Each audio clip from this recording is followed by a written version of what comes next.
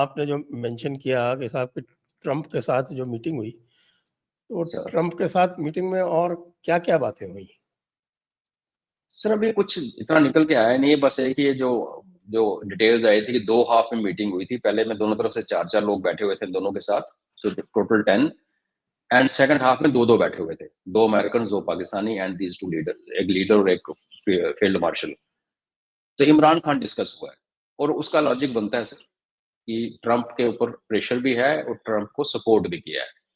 ये जो है वो साजिद तारर, क्या वो साजिद तारर जो गंजा सा अमेरिकन पाकिस्तानी जो भी उसका प्रेसिडेंट है, तो this people are, they supported Trump. और उस मीटिंग की एक बात तो निकल गई है, ये सुनने में है कि ट्रंप ने कहा कि पाकिस्तानियों ने मेरे को सपोर्ट किया है, I owe to them and resolve Imran Khan. Resolve Imran Khan, अगर अगर ये आसिफ मुनीर बन जाता है सर, आसिम मुनीर सॉरी बन जाता है प्रेसिडेंट, तो फिर इमरान खान का रेजोल्यूशन बड़ा क्लियर है, somebody will kill him or something will happen to him, फिर Imran Khan will be taken out of the equation।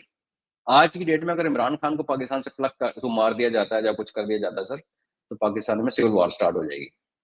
तो they need a person strong enough, जो कि उनको आसिम मुनीर में दिखता है, उसकी पॉपुलैरिटी भी ऊपर है इस टाइम, तो उसको बिठा के I think they want to change the landscape पूरा, और हो सकता है प्रेसिडेंशियल फॉर्म में शिफ्ट हो जाए।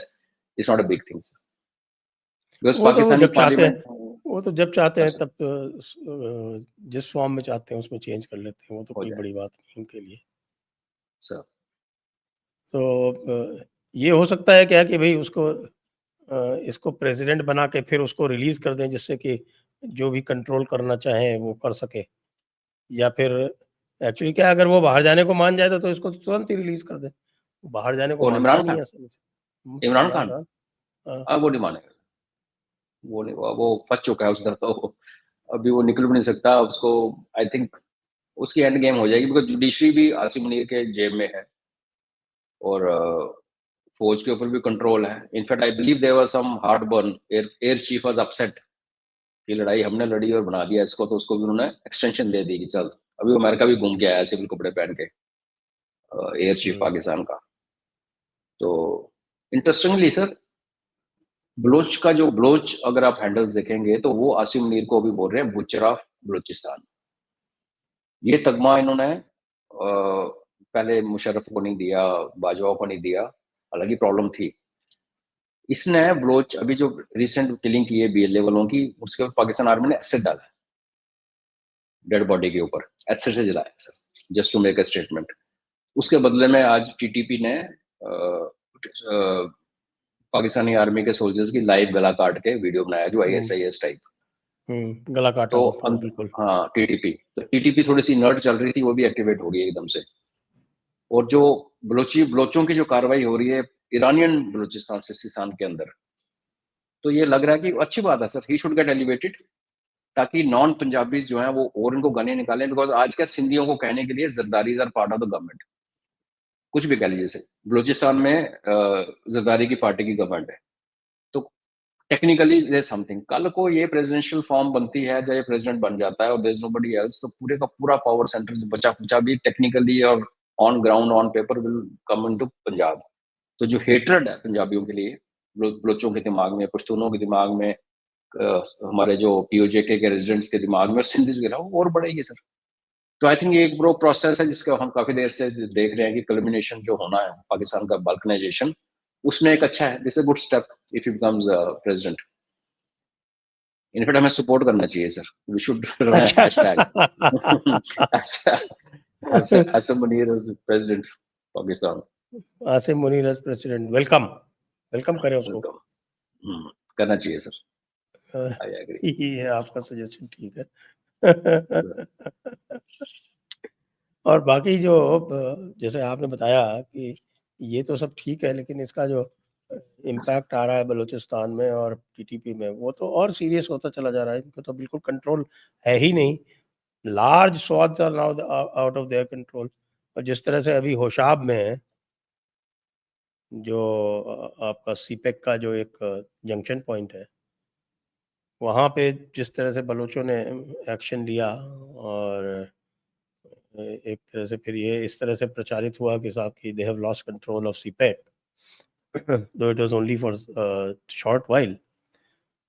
तो उससे मुझे नहीं लगता कि आसिम मुनीर वगैरह कोई फ़र्क पड़ता है, या for that matter Pakistan establishment को कोई फ़र्क पड़ता है। जब तक उनके जो मिनरल वेल्थ वो लूट पा रहे हैं, तब तक वो दे आर कूल।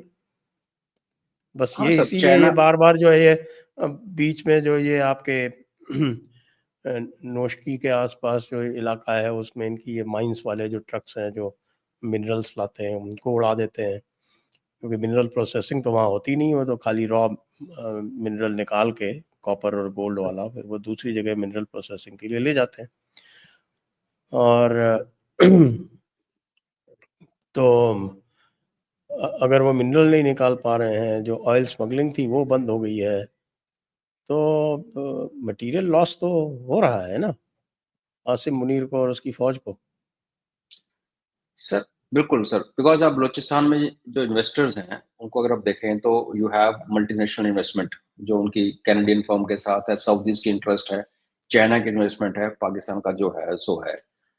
तो ऑफ कोर्स चाइना का सी पैक बंद होने से मुनीर को फर्क नहीं पड़ता, बिकॉज जो चाइना से उन्होंने मिल्क करना था पाकिस्तान ने जो उसके $60 बिलियन लगाने थे वो तो डूब गए जो भी है। बट अब ये लोग किसी जंक्शन को पकड़ लेते हैं, कल किसी शहर को पकड़ लेंगे, परसों किसी रेलवे लाइन को पकड़ लेते हैं, तो होता क्या सर, एक अनसर्टिनिटी पैदा करते हो। अब जो भी बाहर से बैठ के जो सोच रहा है कि मैं बलूचिस्तान में या पाकिस्तान में इन्वेस्ट करूं, उसको बड़ा गंदा सिग्नल बाहर जाता है कि भाई it's not a place to invest, because यहाँ कुछ पता नहीं कौन कब कंट्रोल कर ले। रही बात ये जो मिनरल एक्सट्रैक्शन का सर, यही देख के मेरे को थोड़ा, मतलब अभी भी मेरे को यकीन है कि अमेरिका विल इंटरवीन, बिकॉज एक तो ट्रंप की जो लालच है रेयर अर्थ के लिए वो बलूचिस्तान में अवेलेबल है। बलोचों की जो मेन जो दो ही तो इशू है पाकिस्तान के साथ, कि जो हमारा ये लेके जाते हैं सामान, हमारी रॉयल्टी नहीं मिलती, हमारे हमारे ऊपर कोई दोबारा खर्चा नहीं किया जाता, और दूसरा मिसिंग पर्सनल तो अब एक इवेंट है जो हो चुका सर, अभी जो बेचारे मारे गए। तो मुझे हमेशा लगता है सर, आज भी मेरा बिलीफ है कि अमेरिका में इंटरवीन। उसके उसके दो तरीके रीजन है सर। अगर बलूचिस्तान को ऑटोनॉमस रीजन, बिकॉज फाटा भी ऑटोनॉमस रहा जब तक फाटा था, FATA had no control from Islamabad. तो पाकिस्तान के लिए कोई नई बात नहीं है कि इनके एक हिस्सा जो उनके out of control, officially out of control, तो फाटा की एग्जांपल इनके पास है।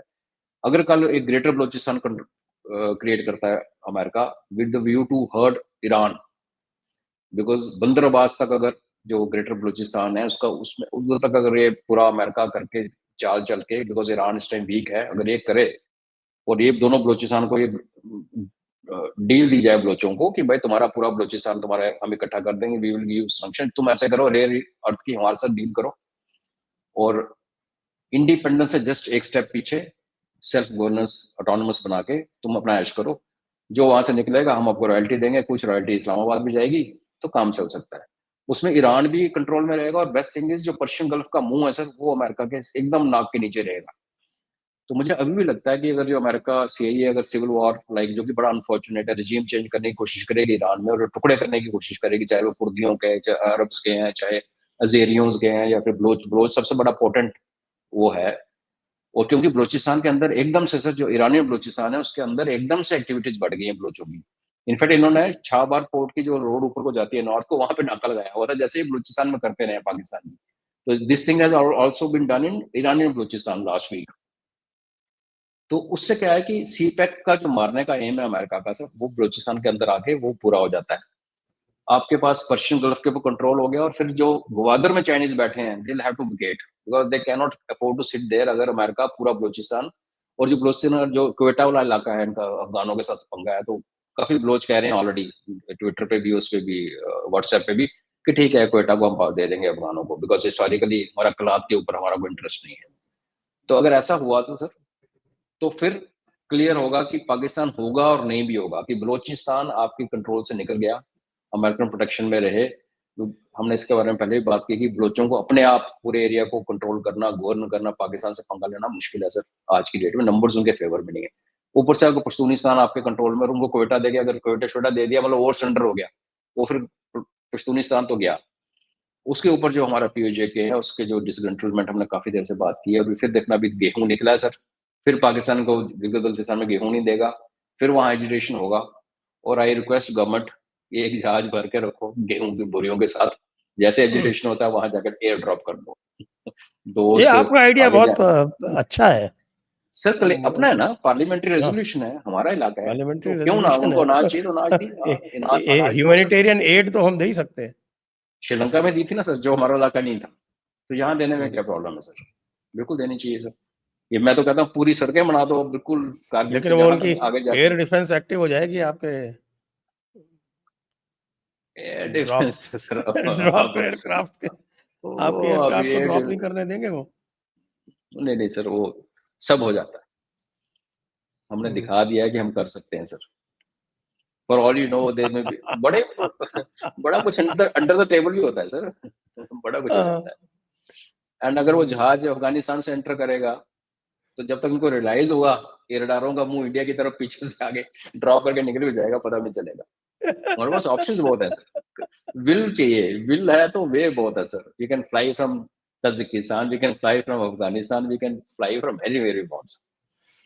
हम्म। तो हो सकता है एक सिंबॉलिक ड्रॉप है सर, कर सकते हैं, मैं ऐसा हाँ, कुछ ये नहीं, तो आपकी बात करना सही है, चाहिए, तो करना चाहिए सिंबॉलिक सर। ड्रॉप तो हमें करना ही चाहिए। सर, सर और हाँ, एयर डिफेंस की बात आपने अच्छी कही कि एयर डिफेंस तो वैसे भी पीछे तो पहले भी नहीं थी। वो, वो ओसामा वाला तो हेलीकॉप्टर लेके आ गया और उठा के ले गया एबटाबाद से। सर उनको सिर्फ अपने पंजाब की प्रोटेक्शन की फिक्र है, वो भी इंडिया से, भारत की तरफ मुंह लगा के खड़े हैं। हम्म, ऊपर तो ऑफ कोर्स, और सुप्रेस भी हो जाती है सर आजकल, अगर वही इलेक्ट्रॉनिक इंटेलिजेंस का यही है ना sir, more hmm, reliance on electronics also means कि you have more ways to counter it. वो टाइम था जवान ऐसे दूरबीन लगा के बॉर्डर पे देखते रहते, हेलीकॉप्टर तो नहीं आया, उसको आप नहीं जैम कर सकते, उस जवान की आंखें नहीं बंद कर सकते, लेकिन आप सेंसर्स को कर सकते हो सर टेम्पोरली, वो कह रहा ना कैपेबिलिटी भाई, वी इंडिया ऑल अब नो। ऑप्टिकल रेडार बना रहा है। सर इंडिया क्या नहीं बना रहा, अभी क्या है कि निकल निकल के आ रहा है, अभी निकल अभी निकल के आ अभी रहा लेटेस्ट आया था कि वो रेडी विद है। ऑप्टिकल रेडार और हम्म, टेस्टिंग हो जाएगी। तो आपको आपको क्या लगता है सर, ये हैंगर के अंदर क्यों नहीं आ रहे डर के मारे? F-35 जब बारिश में गीला हो गया, बंदर ले आया उसको, हाँ, उसका कितना उसकी प्राइवेसी कितनी ब्रीच हो गई है, नोबडी नोज। बीच में बड़ी अच्छी खबर भी चली थी, आई डोंट नो, कि जो सफाई करने वाले कर्मचारी हैं आजकल वो सारे डीआरडीओ से हैं। आई विश ये सच हो। और हम सब जानते हैं sir, stealth is more as much of metallurgy ज्यादा जितना उसका ज्योमेट्री होती है। Stealth is achieved both by आप बॉडी पे एंगल्स कैसे बनाते हो ताकि जो रेज आपके ऊपर आ रही हैं उसको कैसे रिफ्लेक्शन को तोड़ा जाए, और ऑफ कोर्स मेटलर्जी जो एब्जॉर्ब भी करती है। तो कई चीजें देखने से पता चल जाती हैं सर।